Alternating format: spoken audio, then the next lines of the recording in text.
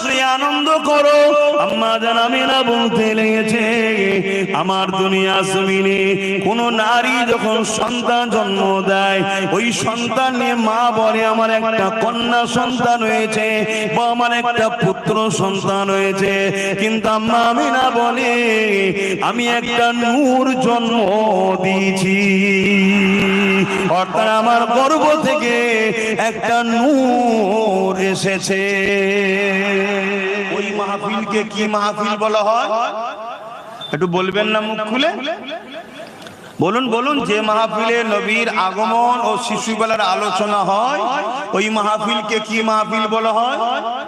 মিলাদের মাহফিল। বলুন আরো জোরে, মিলাদের মাহফিল। কিন্তু আমরা একটু বলেছি কি ঈদে মিলাদুন নবী। কেন? এই আলোচনা যারাই শোনে তারাই বড় খুশি ও আনন্দিত হয়। জোরে বলুন সুবহানাল্লাহ।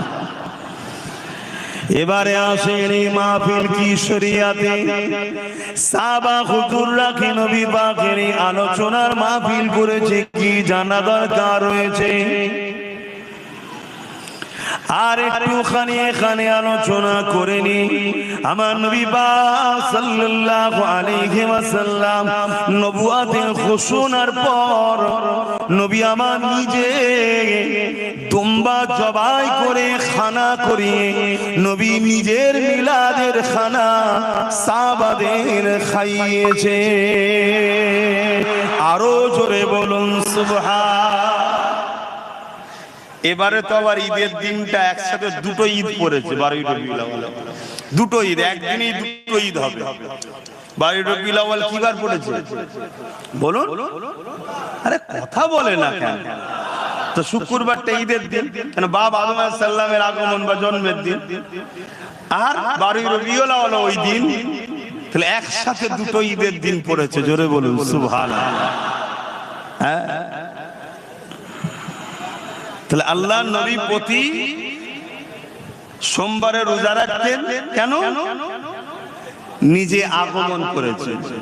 দ্বিতীয়, নবী নিজে দুম্বা জবাই করে খানা করে সাহাবাদের খাইয়েছেন। কেন? নিজের মিলাদের খানা খাওয়াচ্ছেন। জোরে বলুন সুবহানাল্লাহ।